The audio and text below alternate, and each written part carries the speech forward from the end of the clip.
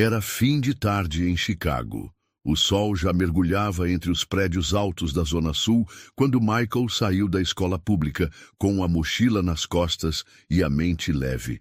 Tinha acabado de entregar um projeto importante de ciências e o professor até elogiou a apresentação dele. Naquele dia, tudo parecia caminhar bem. Caminhava devagar pela calçada, perto do portão lateral da escola, esperando o melhor amigo sair do reforço.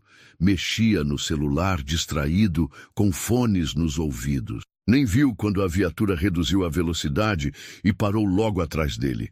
2 policiais desceram do carro com passos lentos, mas com aquela postura de quem já decidiu que algo está errado.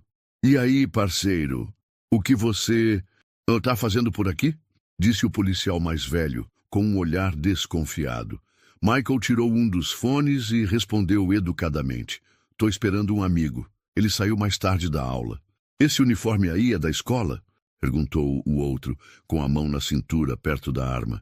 "É sim, senhor. Eu estudo aqui." O policial mais jovem deu uma volta por trás de Michael, como se estivesse analisando um suspeito perigoso. "Documento. Cadê seu RG?" Tá na mochila. Posso pegar?" "Devagar", respondeu o mais velho. "Nada de movimentos bruscos." Michael obedeceu. Pegou a carteira, mostrou o documento. Mesmo assim, o clima continuava pesado. "Você mora por aqui?" perguntou o mais novo. "Sim, na mesma rua do meu amigo. A gente sempre volta juntos." O policial mais velho se aproximou mais, abaixando o tom de voz como se quisesse intimidar. "Tá agindo estranho? Você sabe que a gente pode te levar só por isso, né?" Michael começou a se sentir acuado, e foi então que disse, tentando manter a postura: "Meu pai é diretor do FBI, Anthony Walker. Se vocês quiserem confirmar, ele trabalha em Washington." Os dois se entreolharam. Primeiro, um silêncio. Depois, risos. "Ah, claro", disse o mais velho. "E eu sou o presidente dos Estados Unidos." O mais novo gargalhava. "O garoto acha que a gente vai cair nessa? Olha para ele, filho do FBI? Dá de brincadeira." Michael tentou insistir, mas não teve tempo. O policial mais velho agarrou seu braço e o virou com brutalidade contra a parede da escola. "Mãos na cabeça. Agora." "Mas eu não fiz nada. E agora está resistindo?" "Algema ele." A última imagem que Michael viu antes de ser jogado no chão foi a de alguns colegas do outro lado da rua, olhando assustados, sem saber o que fazer. O chão estava frio. O concreto arranhava os braços. A mochila havia sido jogada no chão, e mais do que tudo, a dignidade dele estava sendo esmagada. E o que aqueles policiais não sabiam é que haviam acabado de colocar as mãos no filho do homem errado. A viatura andava devagar pelas ruas de Chicago, como se estivesse em patrulha comum. Mas lá dentro, Michael estava encolhido no banco de trás, algemado, com os olhos fixos na grade que o separava dos policiais. "Vai pensando no que vai dizer quando a gente chegar lá, garoto", zombou o mais novo dirigindo. "FBI, até parece." O outro riu. "Esse aí é bom de história. Talvez consiga emprego em Hollywood." Michael não respondeu. Só olhava para frente tentando segurar o choro. Não queria parecer fraco, mas a garganta doía, o estômago embrulhava, e o coração batia tão rápido que mal conseguia raciocinar. Na delegacia, foi recebido como um caso qualquer. Nada de ligar para os pais, nenhum contato com advogado, nenhuma pergunta séria.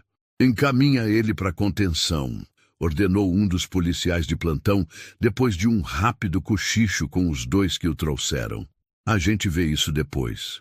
Foi levado para uma sala fria, com paredes cinzentas e uma pequena janela coberta por grades. Sentaram-no num banco de concreto, algemas ainda nos pulsos.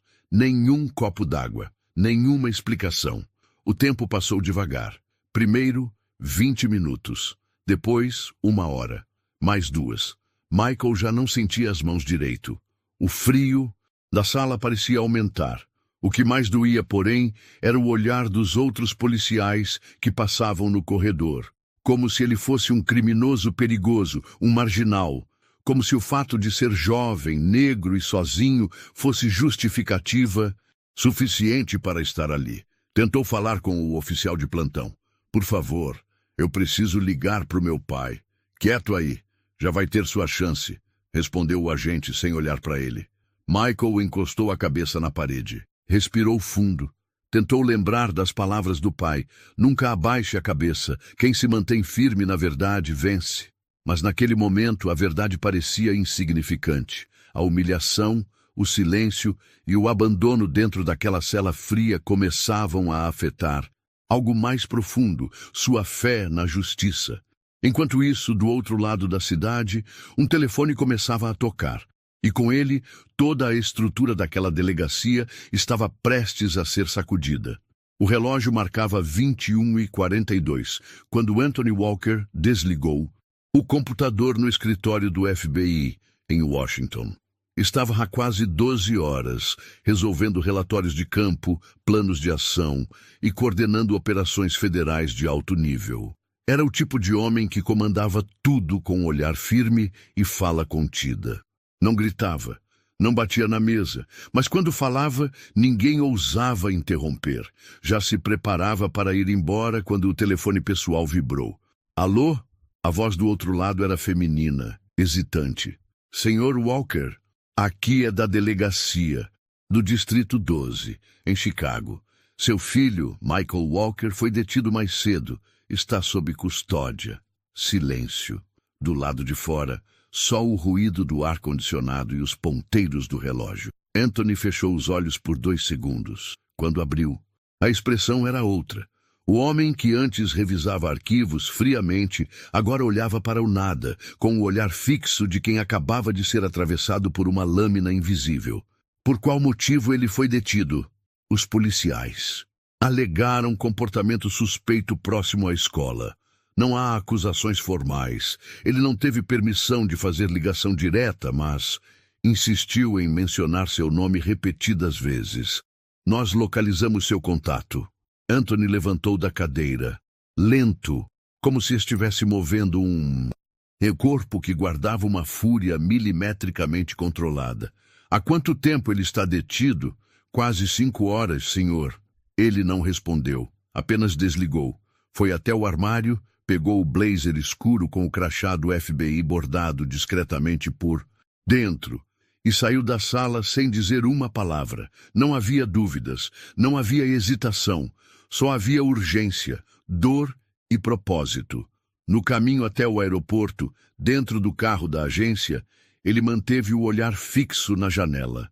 Mas por dentro, as imagens queimavam. A infância de Michael, a primeira vez que ele foi chamado de escurinho na escola, a conversa que tiveram quando o menino perguntou por que o segurança o seguia no mercado, e agora aquilo. Eles mexeram com o que eu tenho de mais valioso, disse Anthony para si mesmo em voz baixa, e vão pagar por isso, um por um. Enquanto isso, Michael continuava sozinho, trancado numa sala fria. Mas o que ele não sabia é que o pai dele já estava a caminho, e quando Anthony Walker chegasse em Chicago, o chão daquela delegacia iria tremer. Chicago, 6h37 da manhã. A cidade ainda despertava quando Anthony Walker pisou no saguão do aeroporto, vindo de Washington.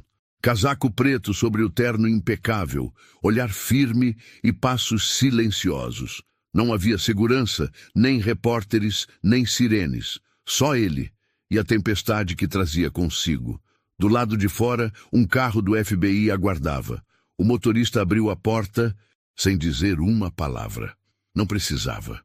Durante o trajeto até a delegacia do Distrito 12, Anthony manteve os olhos fixos na paisagem urbana.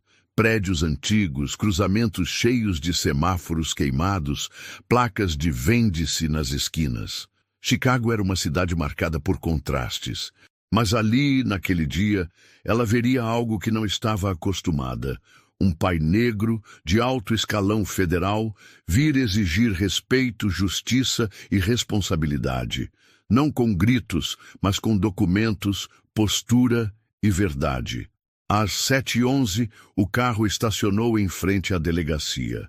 Anthony desceu com calma. Um agente do FBI local o aguardava na calçada. "Senhor Walker, quer que eu vá à frente?" perguntou respeitosamente. "Não, hoje eu entro sozinho", respondeu Anthony. Ao atravessar a porta da delegacia, o silêncio foi imediato. O atendente na recepção travou o teclado no meio da digitação. Um policial que passava com uma caneca de café parou no corredor. Todos pareciam sentir, sem saber explicar, que algo estava errado para o lado deles. Anthony caminhou até o balcão com lentidão calculada. "Bom dia. Gostaria de ver meu filho, Michael Walker. Está aqui há mais de 5 horas. Eu sou Anthony Walker, diretor regional do FBI." A recepcionista arregalou os olhos. Digitou nervosa. Tentou disfarçar o tremor nas mãos. "Se só um instante, senhor." Em segundos, um sargento apareceu apressado, já suando antes mesmo de saber do que se tratava. Reconheceu Anthony de uma conferência sobre segurança nacional meses antes. Agora, diante dele, se sentia um estagiário. "Senhor Walker, olha, houve um mal-entendido. Os policiais..." Anthony interrompeu sem mudar o tom de voz. "Quero ver meu filho agora. Em seguida, quero conversar com os policiais responsáveis pela detenção. Nessa ordem." O sargento hesitou. Estava acostumado a lidar com famílias desesperadas, mas aquilo era diferente. Ali estava um homem acostumado a dar ordens e ser obedecido. Minutos depois, Michael foi trazido à sala de espera. Olhos fundos, rosto abatido, a expressão de quem havia envelhecido 10 anos em poucas horas. Quando viu o pai, seus olhos se encheram d'água. Mas Anthony não correu, não gritou, não fez escândalo. Apenas se aproximou, colocou a mão no ombro do filho, olhou nos olhos dele e disse: "Acabou. Agora deixa comigo." E então, sem pressa, se virou para o sargento. "Chame os 2 policiais. Agora." A sala de reuniões da delegacia era pequena, com paredes bege desbotadas e uma mesa de fórmica no centro. 2 copos d'água, esquecidos, e o silêncio dos minutos antes da tempestade. Anthony Walker estava sentado na ponta da mesa, com as mãos cruzadas sobre uma pasta de couro. Michael, liberado, mas ainda abalado, havia sido levado para uma sala ao lado, sob a orientação do pai. "Eu preciso falar com ele sozinho", ele disse. "E você precisa ouvir que o que aconteceu com você não vai passar em branco." A porta se abriu. Os 2 policiais entraram. E o clima mudou instantaneamente. O mais velho, o que havia algemado Michael, ainda tentava parecer seguro. O mais novo mantinha a cabeça baixa, o rosto tenso, como quem já sabia que a sorte havia acabado. Anthony não se levantou. Não os cumprimentou. Apenas disse: "Sentem." Eles obedeceram. Por um instante, silêncio. O som do relógio da parede parecia ecoar como um tambor de guerra. Anthony abriu a pasta, tirou um documento e colocou sobre a mesa. "Isso aqui é o relatório oficial da abordagem feita por vocês. Assinado, carimbado. Levei 5 minutos para acessar no sistema interno. 5. Sabe quanto tempo meu filho ficou preso aqui dentro, sem direito a telefonema, sem acesso a um adulto, sem uma acusação formal? Quase 6 horas. O policial mais velho pigarreou. "Senhor Walker, a gente agiu dentro dos protocolos. O comportamento dele parecia..." Anthony ergueu os olhos pela primeira vez. E os 2 calaram. "Vocês sabem o que é comportamento suspeito?" Um garoto com uniforme escolar, mochila nas costas, esperando o amigo sair da aula. Ou será que suspeito significa preto, sozinho e de cabeça erguida? O policial mais novo tentou justificar. Ele disse que era filho do diretor do FBI. A gente achou que estava mentindo. Anthony apoiou os cotovelos na mesa e se inclinou levemente, olhando direto nos olhos deles. E se fosse? E se fosse só um garoto tentando se proteger de uma abordagem agressiva? Isso justificaria jogar ele no chão, algemar, rir da cara dele. O mais velho engoliu em seco. Tentava manter o controle, mas já estava claro. Haviam perdido completamente o domínio da situação. Anthony então se levantou com calma. "Eu não vim aqui pedir explicações. Eu vim dar um recado." Andou até o lado da mesa, parou entre os dois policiais. Meu filho foi ensinado a respeitar a lei, a confiar no sistema, a seguir regras, e em troca ele foi humilhado por vocês. O erro de vocês não foi só prender um inocente. Foi achar que ninguém viria por ele. Foi rir do sobrenome que vocês deviam ter temido. Fez uma pausa longa. Vocês estão fora, expulsos. A partir de agora, oficialmente desligados da corporação. A decisão foi aprovada esta manhã. O comunicado será entregue em mãos nas próximas horas. Os dois ficaram em silêncio absoluto. O mais novo baixou a cabeça, sem coragem de encarar. O mais velho olhava para o chão, pálido, como quem finalmente entendia a gravidade do que havia feito. Anthony se virou e caminhou em direção à porta. Antes de sair, disse sem olhar para trás: a farda que vocês vestiram foi feita para proteger. Hoje, ela serviu para envergonhar. E saiu. Do lado de fora, Michael o esperava sentado. Quando viu o pai se aproximar, se levantou. Anthony apenas disse: eles não vão machucar mais ninguém. Já do lado de fora da delegacia, Michael caminhava ao lado do pai com passos lentos. A cidade começava a despertar de vez. O movimento nas ruas aumentava, mas entre eles, o silêncio era absoluto. Anthony apertava a pasta de documentos contra o corpo, e Michael mantinha os olhos baixos, como se ainda carregasse as algemas, mesmo depois de livres. No carro, o motorista do FBI abriu a porta para os dois. Anthony entrou primeiro. Michael hesitou por um segundo e entrou logo em seguida. O veículo blindado começou a andar, mas a tensão no interior dele era tão densa que parecia que o tempo tinha parado. Pai, disse Michael, quebrando o silêncio com a voz falha. Eu achei que não fosse sair dali. Anthony olhou para ele. Eu sei. Eu falei seu nome, tentei explicar, eles riram, me chamaram de mentiroso e mesmo assim, eu não queria reagir. Eu só queria ir para casa. Mas quando eles me algemaram, eu senti vergonha. Não só de estar ali, mas de ser quem eu sou. Essas palavras bateram em Anthony como socos no peito. Ele se inclinou um pouco no banco. Não como agente, não como diretor do FBI, mas como pai. Escuta bem o que eu vou te dizer, Michael. Você nunca, nunca deve sentir vergonha de ser quem você é. Eles tentaram te fazer acreditar que você vale menos por causa da sua cor, da sua postura, da sua origem. Mas você é tudo o que eles nunca terão. Dignidade, educação, força. E agora eles sabem disso, por isso tiveram medo. Michael olhou para o pai emocionado. Você não sabe como eu pensei em você lá dentro. Eu fiquei tentando imaginar o que você faria, o que você diria. E mesmo assim, eu me senti pequeno. Anthony colocou a mão no ombro do filho e falou com firmeza. Você não é pequeno, filho. Você foi gigante.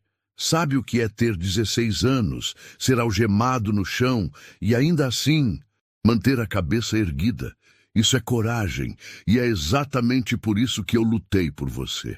Porque você é maior do que esse sistema podre. Michael segurava o choro, mas não conseguia mais evitar. As lágrimas caíam silenciosas, não de tristeza, mas de alívio, de finalmente se sentir visto, protegido, validado. Anthony o puxou para perto e o abraçou. Um abraço firme, de quem carrega o peso do mundo nas costas, mas ainda encontra forças para proteger o que mais ama. Isso nunca mais vai acontecer com você, eu prometo. E se algum dia acontecer com outro garoto, eu vou estar lá também. Michael, com a voz embargada, respondeu: eu também, pai. Eu quero fazer parte da mudança. Não quero só sobreviver.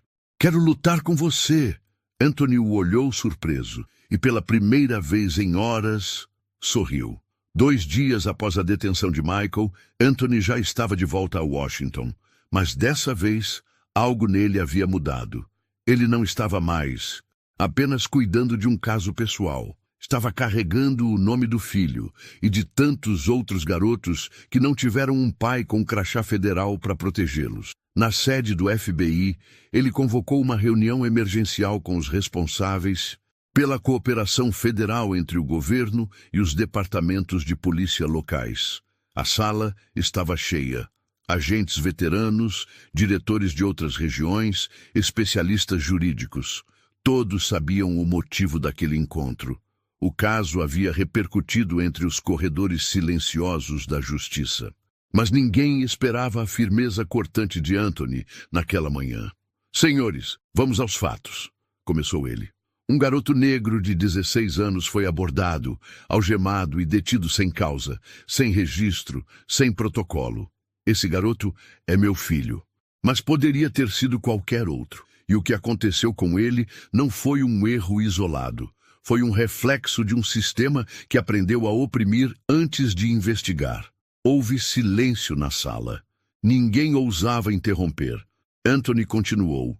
"Se quisermos ser um país que respeita direitos, precisamos começar por dentro, com os que usam farda, com os que têm armas e, principalmente, com os que acham que têm o direito de rir na cara de um garoto que apenas falou a verdade." A partir dali, Anthony propôs 3 medidas concretas e fez questão de assinar como iniciativa pessoal.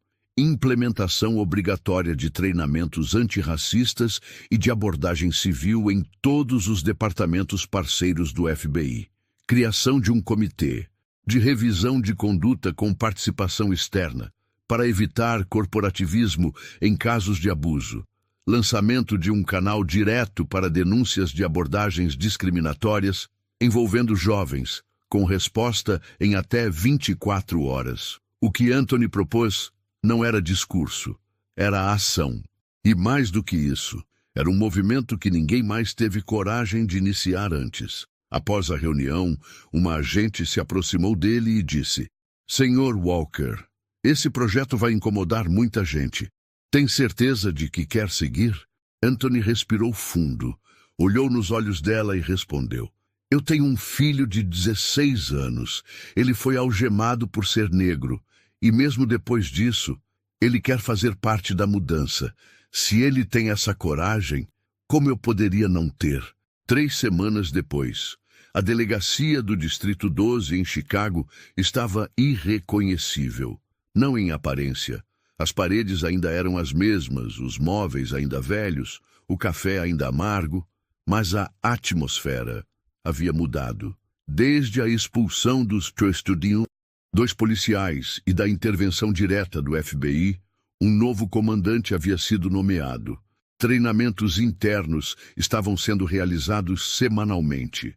Uma nova sala, antes desativada, foi transformada num centro de orientação para jovens abordados pela polícia, com psicólogos, assistentes sociais e representantes da comunidade negra local.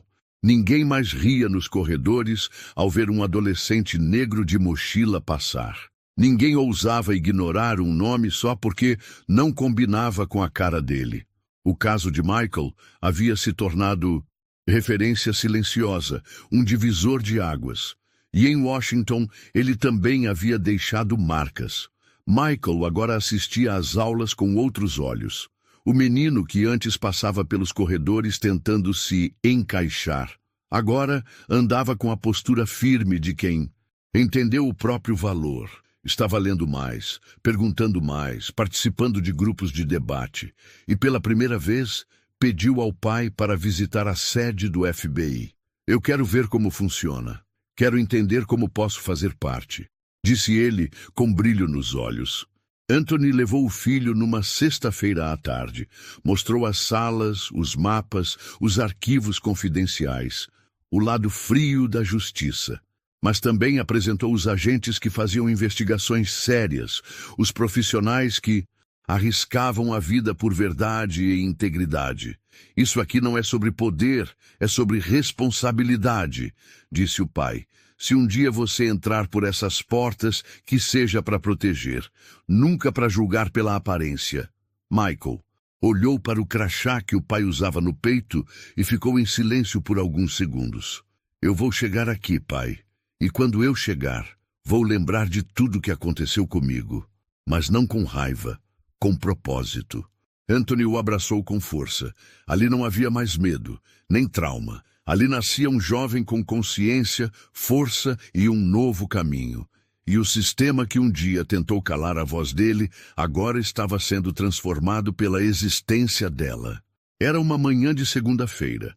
A escola pública em Chicago preparava uma pequena cerimônia para o Dia da Cidadania e Justiça, um evento novo criado após a repercussão do caso Michael Walker. Pais, alunos, professores e convidados estavam reunidos no auditório. O ambiente era simples, mas cheio de expectativa. No centro do palco, um púlpito de madeira improvisado. E atrás dele, o nome que ninguém esperava ver ali: Michael Walker, aluno convidado. Quando ele subiu ao palco, o silêncio tomou conta da sala. Muitos alunos que ali estavam tinham assistido, sem entender, a cena em que Michael foi algemado na frente da escola semanas atrás. Agora viam aquele mesmo garoto ali, com postura ereta, olhar firme e voz limpa. Meu nome é Michael Walker. Eu tenho 16 anos e há poucas semanas eu fui tratado como criminoso por simplesmente estar parado na calçada da escola onde eu estudo todos os dias. Não por ter feito algo errado, mas por parecer errado. Aos olhos de quem deveria me proteger. Olhou em volta, viu rostos tensos, curiosos, pais emocionados, colegas desconcertados. Eu fui algemado, ridicularizado, ignorado, mas também fui defendido pelo meu pai e por mim mesmo. E isso me fez entender que, quando a gente cala, o silêncio vira aceitação. Mas quando a gente fala com verdade e coragem, a mudança começa. O público agora estava vidrado, ninguém olhava o celular, ninguém conversava. Michael continuou: eu não sou filho de diretor do FBI por status. Sou filho de um homem que não aceita injustiça, nem para mim, nem para ninguém. E se um dia eu puder ser metade do que ele é, já estarei fazendo a minha parte. Fez uma pausa, respirou fundo e finalizou: a todos os jovens que se sentem invisíveis, inseguros ou julgados, vocês têm valor, vocês têm voz, e ela precisa ser ouvida. Se ninguém escutar, gritem, mas nunca, jamais abaixem a cabeça. Ao terminar, uma salva de palmas começou tímida, mas logo virou um aplauso de pé.